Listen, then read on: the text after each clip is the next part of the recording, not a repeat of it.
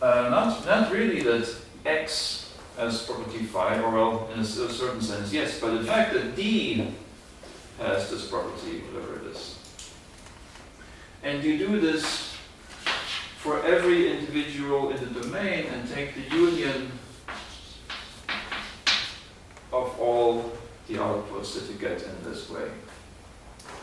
It really is like a specific use, right? You start with this state S, and then suppose you have three individuals, and you do something like this with S 3 times, right? It is for individual A, and for individual B and C, and then, you know, in each of these, certain things are eliminated because perhaps they don't have this property or something, so you end up with some set of possibilities, and only at the end of it all do you take the union of this, and that's your new state. And this looks like a cumbersome way of doing it, but it turns out that they actually have to do it because you get the problem if phi contains a modal. We'll look at that now. Unfortunately, I should say, because it actually breaks certain equivalences that we had with our modality. So this is how the rule works. That's important to keep in mind. Now the possibility operator is a funny thing too. This is really the only one that doesn't work pointwise on individual possibilities. This is not an operation that you can do, you know, one by one, because the output depends on what the state is. And it looks funny, right? It's the set of possibilities in S such that S updated with phi is not the empty set. Now this can only have two possible outcomes. Either it's the state S itself, or it's the empty set. See that? If you can update S with phi without crashing, basically, then you keep S as it was. If you cannot update S with phi, then you crash. Crashing here means you end up with the empty set, which means you find that your beliefs are inconsistent. The idea here is that you believe that phi might be the case, just in case there is some possibility here where phi is true, and don't really update your state with this information that phi might be the case. You only check whether it is consistent with what you know or not. This is a very unsatisfactory account of modals to some people, but if you keep in mind that it's a very special reading of might, then it's perhaps not so bad. The special reading is that this might is an epistemic model, that is it's about the knowledge, and not just of anyone's knowledge, but of my own knowledge. So an update with a sense like this is actually an update with something about my own belief state. It's a little odd, but this is how the system works. There is no way to refer to other people's beliefs. And so you don't really learn anything from an assertion that phi might be the case. Either you agree or you don't. If you already thought that phi might be the case, then that's fine. You don't actually gain anything. You end up with S. If you didn't, then you crash. Try to swallow that. It's hard. It took me some time even to understand what it is. I still don't think that's a good theory of modals. Don't get me wrong. Don't you learn something about the speaker's belief state?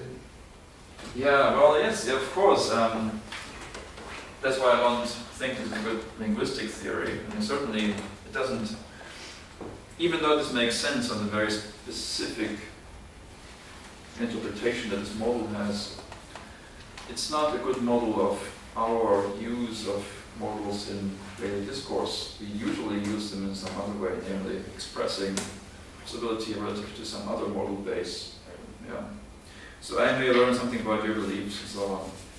There are other problems that we'll get to next, in the next paper that we'll talk about today with this.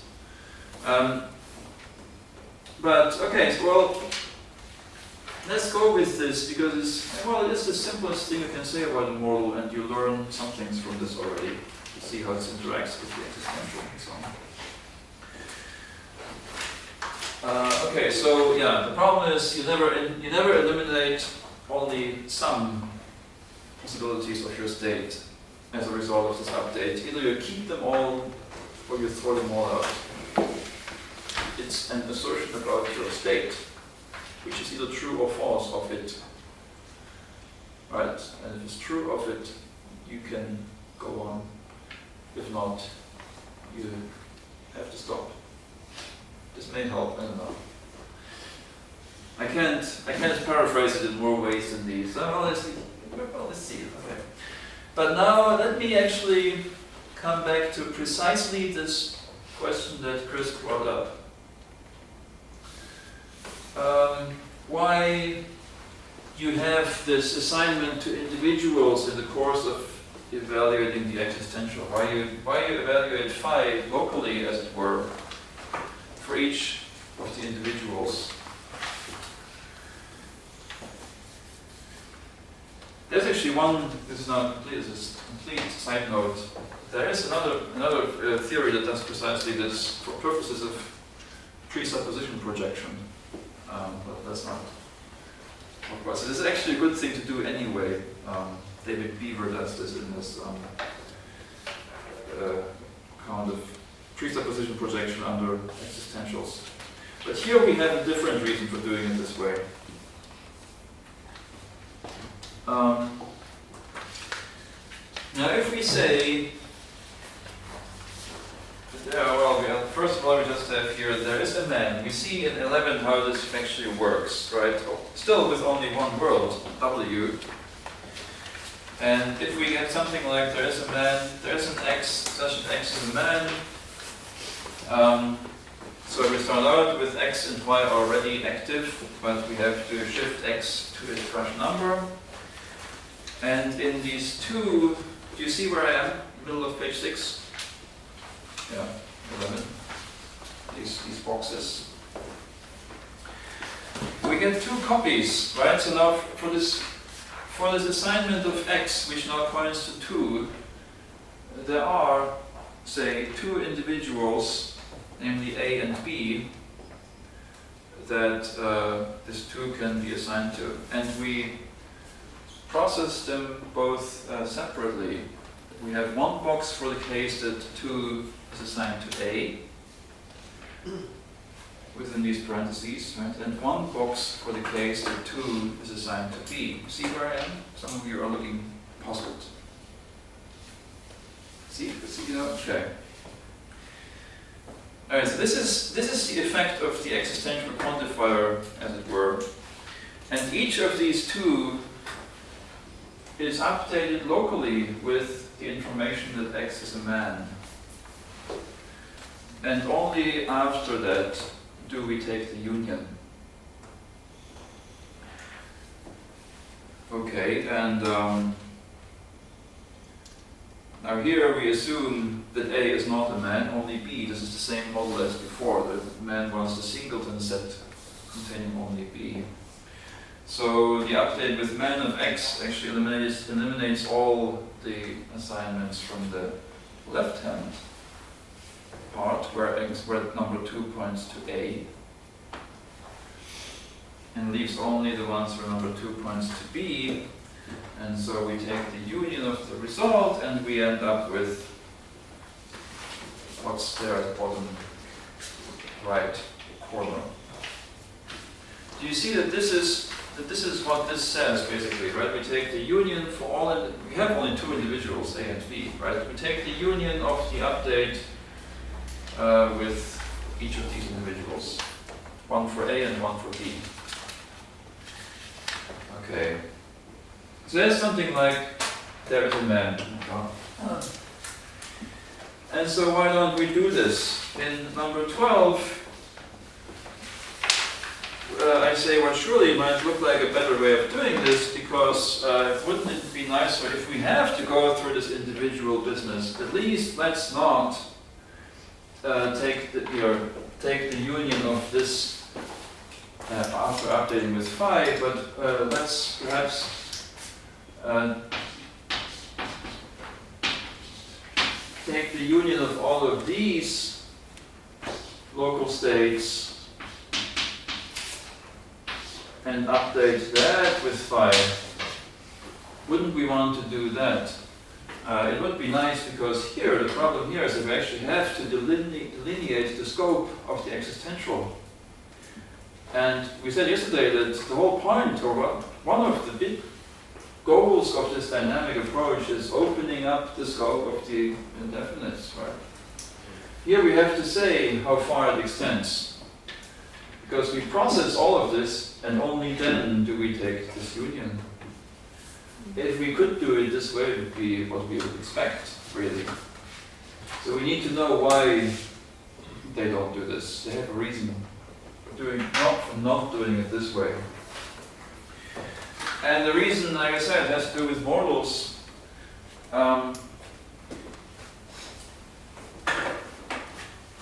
So something that I'm jumping over here. Not really. Let's go on to page 7. I'm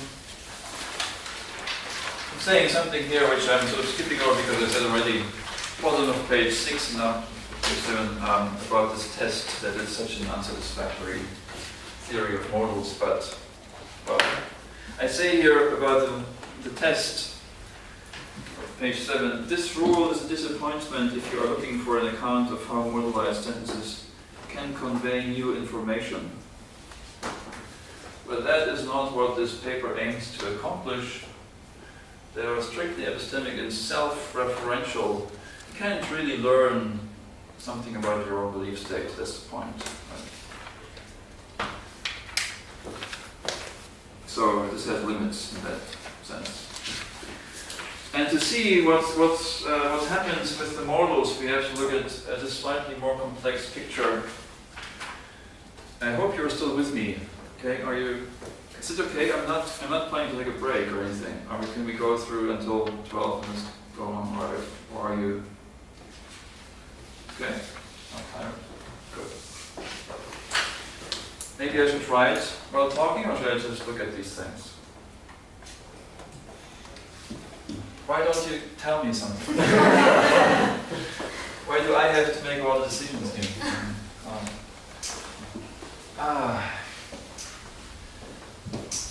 So, well, I have these boxes here, so I perhaps don't have to write all of this again. 15, up above number 15, there is a little description of a model. We have a domain of individuals consisting of 2 people or 2 things, A and B. That's our D. We have 2 worlds, W and V. And then we have some denotations of constants, uppercase S is a student. So really, actually, this is about number 14. The sentence number 14. There is a student who may come to my office today. Okay, that's an existential with a modal in its scope. And to see why they choose this particular way of doing the update, we have to show, it's useful to show that 14a and 14b are not equivalent. We saw earlier that this sort of expression here, there is an x phi and psi in dynamic logic, is actually equivalent to this. There is an x such that phi and psi. They are equivalent in general. Every system that we looked at yesterday has this property. But now with the 2 models, we can show that these are not equivalent unless, well, it's actually not unless. Yeah, this is a problem. This breaks. It's no longer a theorem of the logic. Now let's see. Okay, we take the union for each of these A, B, C. So we do this point-wise update for, or why did I say C? There are only two people. Sorry, there's a C here, which doesn't belong there. There are only A and B, right? Of these two updates, the way you should look at this is here. We have the world, W and V, right?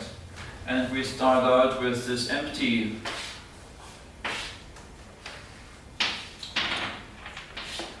system, right? There's no referent in use and nothing is assigned to anything, right? And we have a copy of this for each of the two worlds. Okay. And so this is first updated, this state here, this is our input state, right?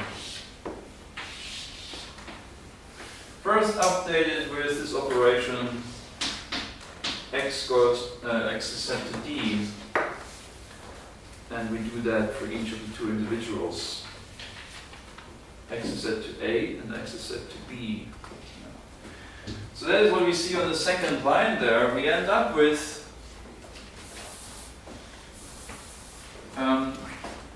well, two copies of this, so to speak. Now suddenly, we have introduced X and assign it to A in one of these, and we have this for both of the two worlds. This is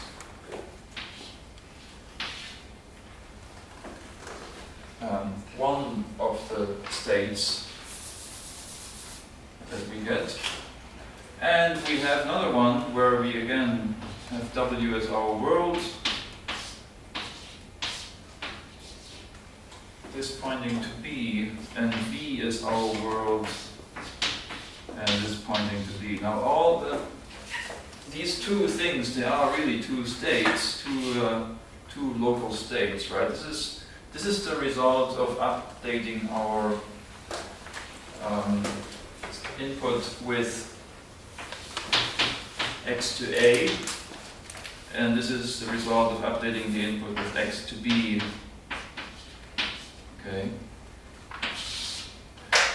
And before we can throw them together into one, we have to go on and update each of these separately with the rest of the scope of the existential, namely these two other things, right? That is a student, and that it may come, students may come to my office. So this one here must be updated with this, and the other state must also be updated with this. And well, perhaps I can skip a couple of steps here. You can see now, this is the middle line of this number 15. If you look to the right, in case X is assigned to A, we eliminate our V world because A is not a student in V. That's all following from the description of the model, right? In W, A and B are both students. In V, only B is a student. And so, where X is assigned to A, we throw away V and keep only W. Where X is assigned to B, we keep both worlds. And then we update each of these two with, or not update, or say test, run this test on them, right? To see whether X may come or not. And now you can already see that what the difference really comes down to is that this update now, which tests a whole state, right, for the existence of some possibility, it is run on each of these separately, and it can't look across, as it were.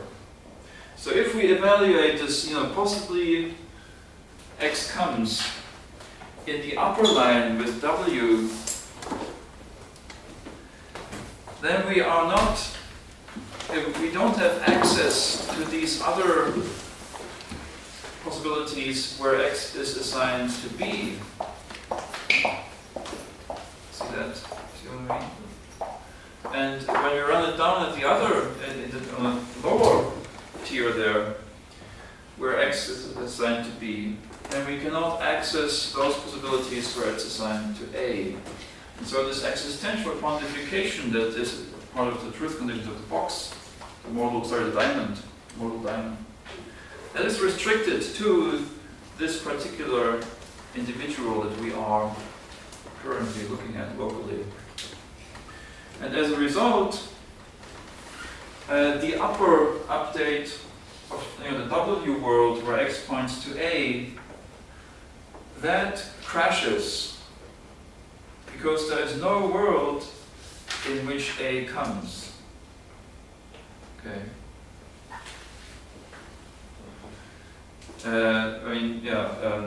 So we are actually looking at, is there some world in which x comes?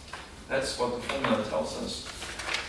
But due to the local nature of this, we only see a worlds. So the question, does x come somewhere in some possibility, becomes equivalent to the question, does a come in some possibility?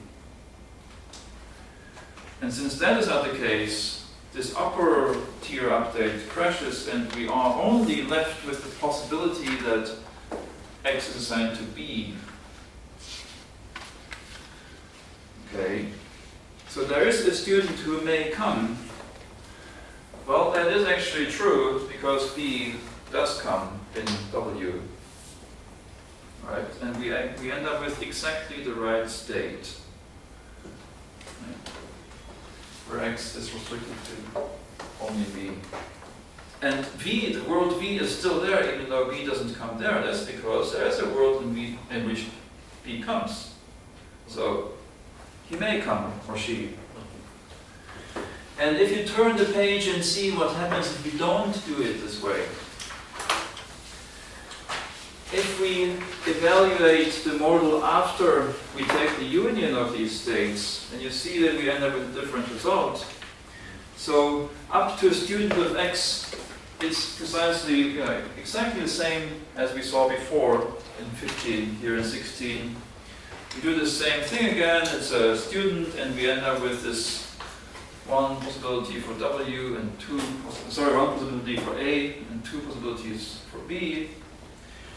And now if we throw these all together and then see whether x may come, then we ask that question of the state at the lower left, where we have WWV and x assigned to A in one possibility and B in two others. And now, the question, does x come somewhere in some possibility, is no longer equivalent to does D come in some possibility for any particular individual D. And so, for example, in W, even though A doesn't come in W and A doesn't come in V, that possibility is not eliminated. Because x comes in some world, comes in W provided that x is assigned to B, which it is somewhere in this set of possibilities. And so the rest, the output that we get contains one more possibility than what we had before, and that's one where we have x pointing to A, and so we end up with a belief state in which we basically believe that A is someone with this property that the existential quantifier introduced, right? A is one of these witnesses of the truth of the existential claim that there is a student who may come. But A is not a student who may come. It's actually not true. A doesn't come anywhere in these worlds. There's no world in which A has this property. This is tricky. It takes a while to see this. I'm not sure. So I went through this very slowly, but it may still feel puzzling. Yeah. Don't you need to account still for the words differently, like in different times? Like, isn't it enough for a student? Like, if A is a student, then it's possible that he will come in the future. Right? Oh, well, there's no time. We have no time in this course here. Yes, I'm not, W of course. is the same, like, Yeah. what kind of word is it? Like, All of this is timeless. Okay. It's true, of course, once we talk about different times and we have a new dimension and it gets more complicated. So that's why I always speak in these present tense sentences that are actually very infelicitous in real life. X comes, of course, I mean, can't really say that, but yes, but the main point would not be affected by this. I hope you can agree that, as far as the interaction between the existential and the modal is concerned, this is as it should be. It wouldn't actually change if we introduced time. And so what I drew before, this picture where one state S is first updated by pointing x to each of these things, x to A, x to B, and x to C, and then you run the phi locally on them for each of them separately. And then with some other, perhaps smaller set of possibilities, and only then do you take the union of those. That is what you should do in case phi contains a modal, because if it's a modal you want to ask in here, for example, the question that you want to ask is it true that A may come? Here you want to ask, is it true that B may come? Is it true that C may come? And to ensure that you have to close off these others. Because if you did it the other way, lumping them all together instead, where you have these all kinds of worlds intermingling with each other, and the question, is there a possibility in which X comes, is no longer a question about any particular individual.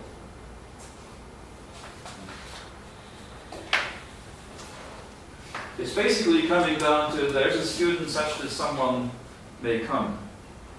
That's what the sentence ends up meaning. There is a student such that someone may come. Very odd, but that's the result. That's why they have this odd way of doing the separate thing for each individual.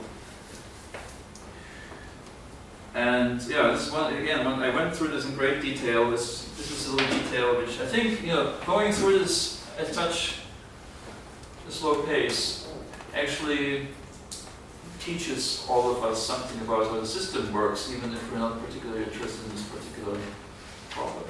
That's why. Yeah. I have two questions. First question is inequality of 14. 14. Yeah, 14. Yes. You explain me as why the two equations are not equal. Right. Okay. In this example, it seems to me that the information V is seems to redundant, because if we drop the information V, we get inequality. What do you mean V? This V, world? what V? Possibly. I didn't try to make this as small as possible. It's possible. I don't know. And my second question is related to the first one. And I guess that why we need the notion possible essentially in this framework. Okay, well, let's say something about the first question first.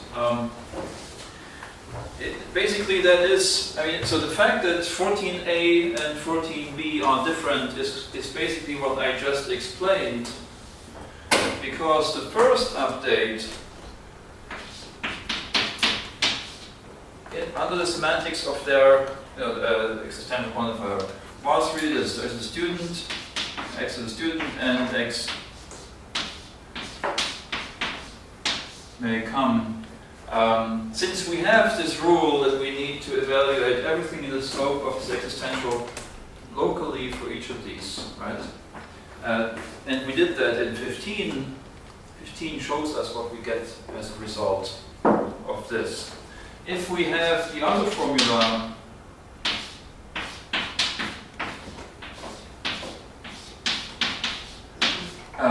I simply assumed that this binds more tightly than that. I think that's a common assumption, right? If you don't write any parentheses, then implicitly the scope is supposed to be this, right? Or say, well, maybe some whatever. Yeah.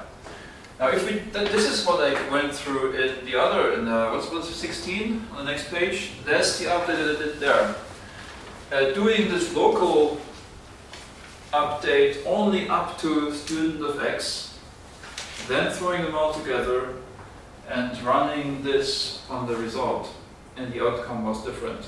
So W was no A. So there was a possibility in which x is pointing to A. One there before, and I think you're right. I didn't really need B. Yeah, I guess so, because the student, no, the person who comes is actually in W. But this is not required. Maybe I should have set it to B so it's a little more interesting. We do need the worlds though, because even though perhaps a simple example like this doesn't illustrate the need for worlds, we do need them because we may, for example, not know who exactly the students are, right? So now let's see. So if I tell you that a student came to my office, then you know that I am basically saying that one of a set of individuals came to my office. But if we have, well, because there's uncertainty. You are ignorant of certain things, and so you know the range of people I'm talking about is not clear to you. And if you learn something about who the students are, then you can eliminate certain variable assignments. And the worlds, they play only that role. That's what they do. They fix the denotations of the constants. That's all. I mean, you know, the thing is, the constants aren't really constant, right? If there were only one assignment, we would all know. Okay, that denotation of constants is different from the world to world. So we Yes. So that's, I mean, worlds is their only purpose really. They are really just first order models in this setup. So calling them worlds is a little pretentious, I think, but no. Philosophers like talking big, don't they? He's a philosopher. Yeah.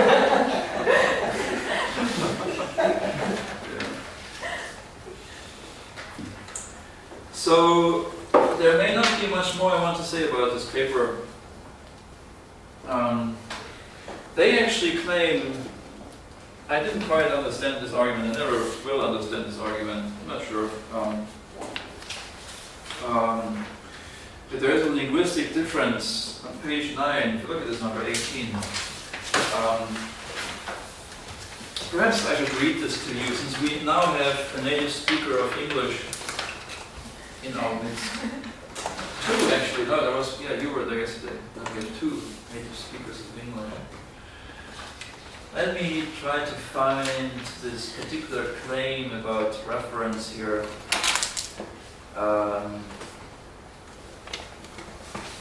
Just have to find it. case of the broken vase. So I won't read the whole thing, but so well, you have 3 sons. You and your spouse have 3 sons. Okay. One of them broke a vase, and you don't know who it is. But you and your spouse, you're anxious to find out. You want to know who it was. Okay. You know that your eldest didn't do it.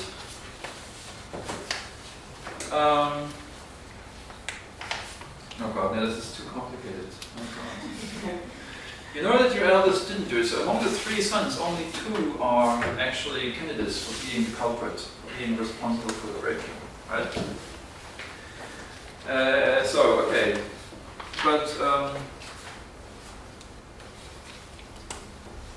the eldest, who is not involved in this crime, this is a little complicated. Well, you don't know where he is. He may be hiding somewhere for some independent reason because he doesn't want to do the dishes or something.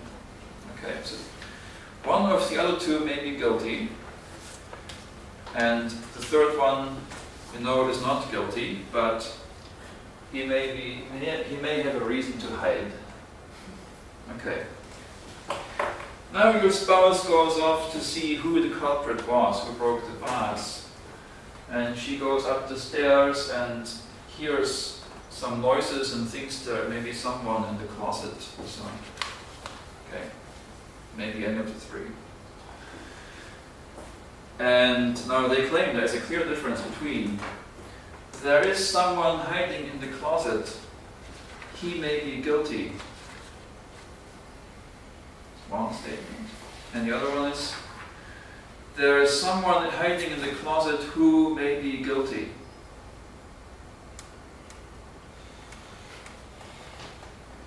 Chris, what do you say? The claim is a that's what, yeah? Yeah, no, I remember this. I've read this. Oh, okay. Do you have an opinion on this? Claim is that the first one is true and the second one is false.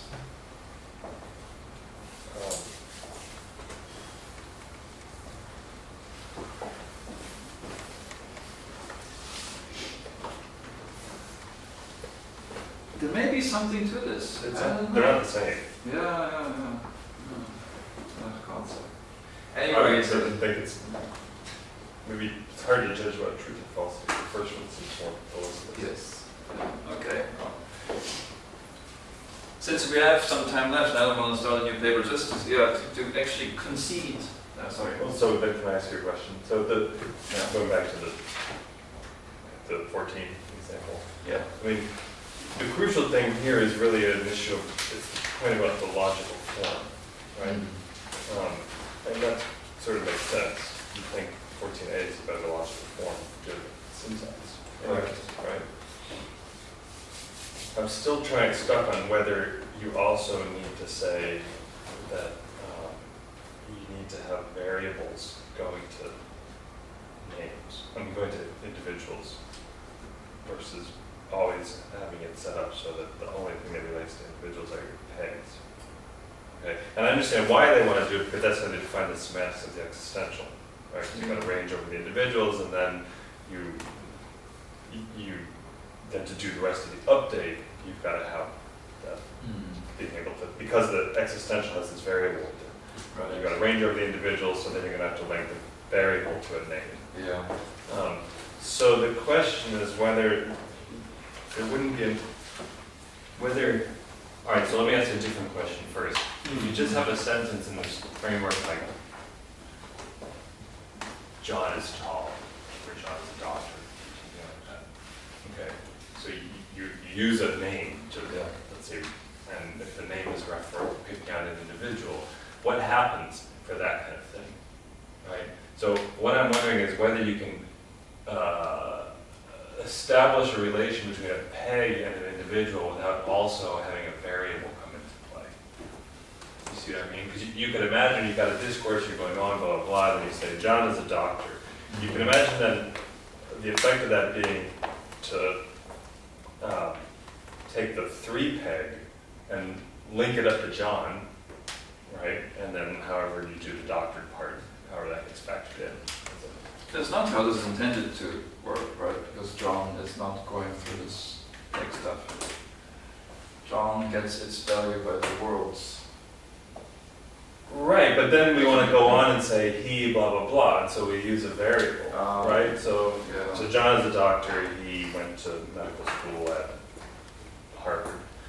So that Yes. he down the road is going to need to.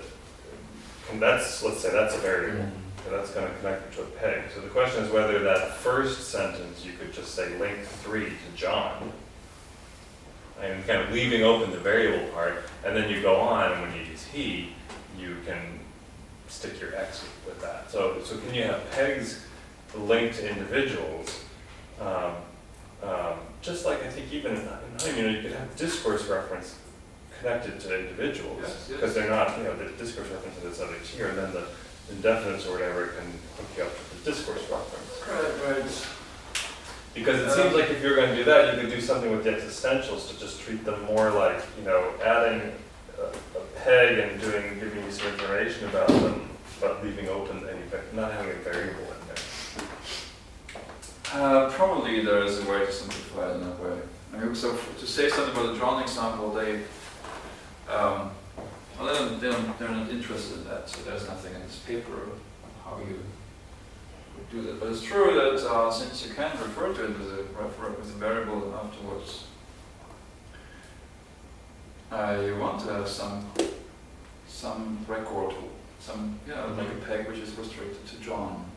Yes.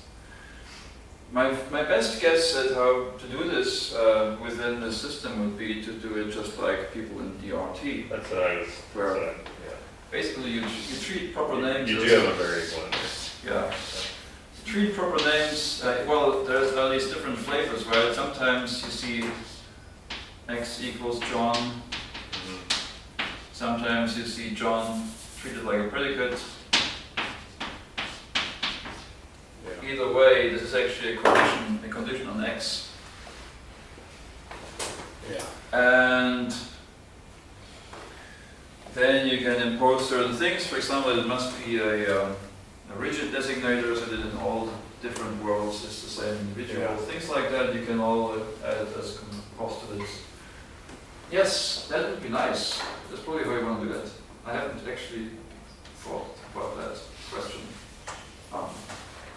That's how you want to do it if you want to keep an association always of variables with pegs.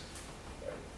That's what I was wondering if you could keep Variables with pegs. No, well, if you can get rid of the variables, that's what you. Yeah. Yeah, I mean, it depends on what you think pronouns are. I mean, I sort of want to say that pronouns are something like variables. I know, and it's an odd thing. I don't know either. Maybe it is, after all, a good thing to do it like time, where pronouns, well, you have variables that have numbers, and those numbers are the pegs, basically, right? Of course, the magic is that somehow you need to know which number goes with which occurrence. So in language like Japanese, you treat John and person named John or indefinite noun differently, right? As Hajime and we talked about, this demonstrative thing. So when you use John, then you can't use pronouns. You have to use demonstrative of the R type or kare type, right? So we're treating it separately. In that case, can't do it like that. That's interesting. That's a purely linguistic question. But, yeah, we need to have some sort of typing, type, pronoun type. So English he, we may do the same thing, and he, D, and he, I, or he, zero, which we use as a variable. There must be some linguistic text that forces you to do that. Mm-hmm. We should, yeah, it would be interesting to talk more about those facts. Sure. Mm-hmm. Yes, I mean, there's no doubt that if you want to actually use this in the analysis of some messy real-life linguistic phenomenon, then you have to say a bit more than this. Yeah. I do want to say one thing. Is it okay if I add something about this question, that this example? Another area where this actually can be useful, to speak of these sentences like someone is hiding in the closet, he might be guilty, versus someone is hiding in the closet, who might be guilty. This is actually related to an observation by Kripke in a fairly recent work, 90s or so, pointing out the difference between sentences like this. Well,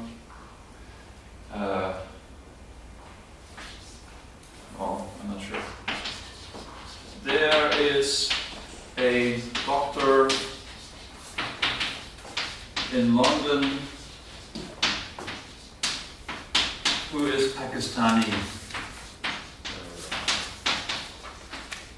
You know that, right? That's a good example.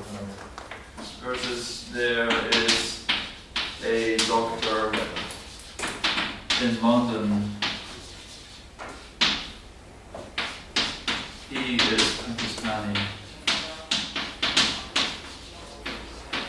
These have very clearly different meanings. Do you see that? I'm not sure if it's obvious to every native speakers of every language. I don't know. Call these A and B. A may be true while B is false. A, anyone who knows anything about London knows that A is certainly true. There are probably thousands or hundreds. I don't know. But B, the truth of B does not depend on whether there is a Pakistani doctor in London. That's not sufficient for the truth of B. The truth of B depends on which individual the speaker has in mind in making this assertion. And if the speaker has the wrong person in mind, then it may, it may not, you may get away with having said something false, but that doesn't make it true, right? And this kind of example points to the importance of specificity. You have to get that right. Even though this looks like an existential assertion, just like A, it actually, as the subsequent sentence reveals, it actually is a specific use of this. And the way this has been addressed is closely related to this sort of business here, where as you introduce a new discourse referent in your state, you basically do precisely this. You keep track of all the different assignments. But to make sense of this, you actually have to now distinguish between different people's belief states. We have two things represented here in this output state. This is something like the common ground, and I think I mentioned it yesterday briefly. We are in one of these possibilities. In each of these possibilities, it is known, or implied, or entailed, for some individual that X is assigned to that individual. The speaker knows which of these we are in, which of these cells of the partition, and the listener doesn't know which of these cells we are in. So the speaker's belief state is more limited, but there are multiple candidates for what the speaker's belief state might be. And moreover, the speaker knows that the listener knows that the speaker has some particular individual in mind, and the speaker knows that the listener doesn't know which individual that is. And the listener knows that the speaker knows that, but and so on. So goes on. It's perfectly common knowledge, plain to everyone, that the speaker, there's this asymmetry between speaker and listener, right? The speaker knows who it is, the listener doesn't. Sometimes that's okay if the identity doesn't matter. And so the discourse can continue, but without ever actually, the listener ever figuring out which of these it is. That's why something like B can just slip by and be fine. But in fact, if the speaker thought he was, if the speaker had individual A in mind, and A is not Pakistani, then he actually said something false, because he intended this to be a statement about A. This is another case where something like the operation that they suggest here, introducing this referent restricted to some individual, actually is needed. You want that sometimes. And the problem is, of course, finding the specific uses, distinguishing them from non-specific ones, that's impossible, basically. Rarely is there a clue. You can, of course, say a certain doctor. In that case, it's clear, but often it's not. In English, in Japanese, you have aruhito, which is something like a certain person, right? And then it becomes specific. But in Japanese too, normally you don't actually see the difference. Is that fair to say? Yeah, but in any case, modeling a discourse state like that involves some way of splitting it up like this. There's literature on that too. Okay, so yes, so that means maybe there's something to this argument that they have, and so the idea is, since we saw these two, I guess, well, I sort of switched them. Probably this would go with this one, and this would go with A. And I'd have to think a little more until I'm convinced that that is exactly how you want to account for these things, but at least there's a difference that is a little bit like this difference. That's all I can say. So the claim is that it's not always wrong to interpret things like this. Sometimes, like in this case here, the use of the existential unit actually is intended to have this form. Well, I don't know. Yeah. Well, there's two sentences, so it's not surprising, right? So Evans brought up these examples up for a different reason. He said his point about B was that it's infelicitous because there's more than one doctor, right? So he uses this sentence to argue for a E-type analysis of this program. I haven't read that. Yeah, I'm talking about it too. I got this from other sources. Yeah. Right. So there's a doctor in London as well. That happens as an example.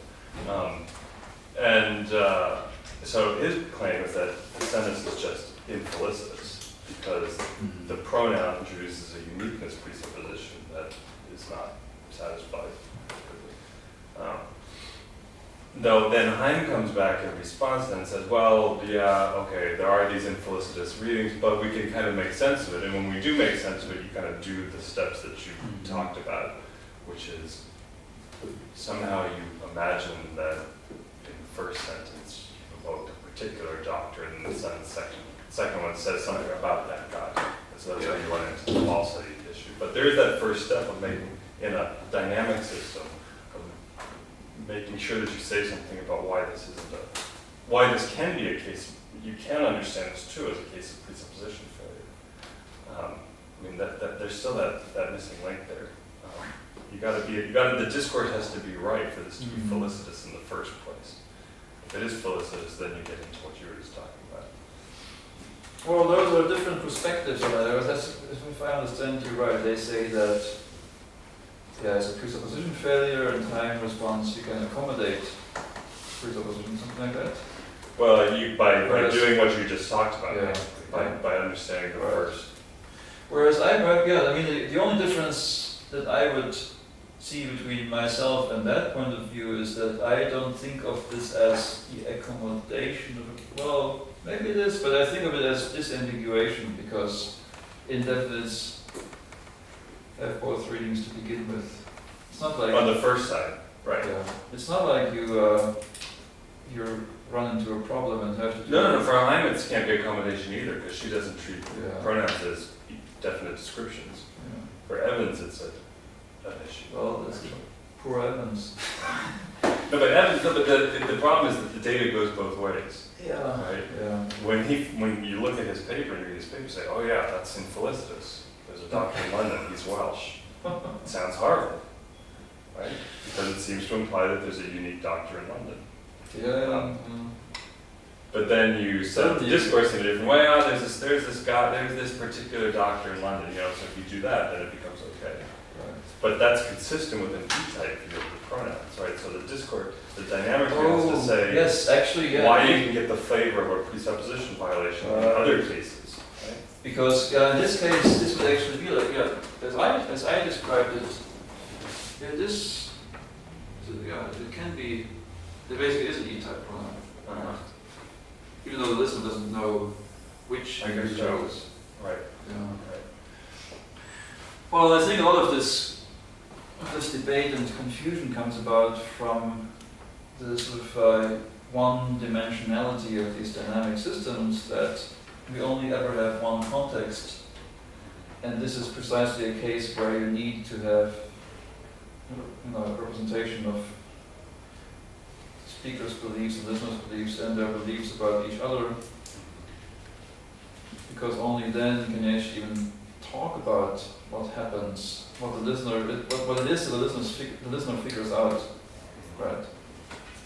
I think that's fascinating. So that's, like these have been treated by people like Van Roy, for instance, on specificity, or also Schwarzschild, this single indefinite stuff.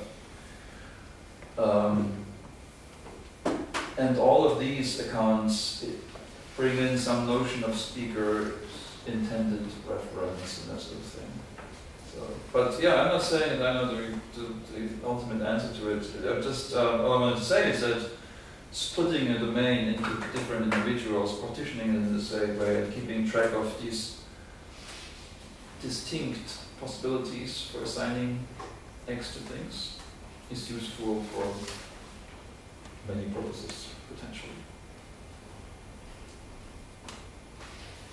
Now it's 12 o'clock. I've talked for 2 hours.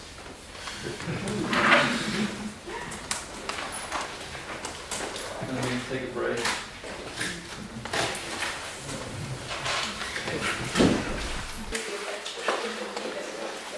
Alright, so we should continue. This is our last 2 hours we have. Are there any questions about what we talked about in the morning? Is there anything we should go over again? If not, okay, we should just continue. We'll see how far we get through this handout. We have to be a little selective, but I find at least each of the papers that I'm going through here is interesting. And what I have listed here next as an interesting contribution to this whole business of dynamic semantics is this film from 1996, which gives us a somewhat richer notion of an information state in which you don't just keep track of what's possible, but also what's likely. And that is often missing from the simplest accounts, and I thought perhaps we should go through it a little bit because it's also relevant linguistically. In linguistic theories of modality, there's always some notion of relative likelihood involved. So if you don't mind, I would like to go through this paper a little bit. I don't know if anyone has read it, but I don't presuppose that.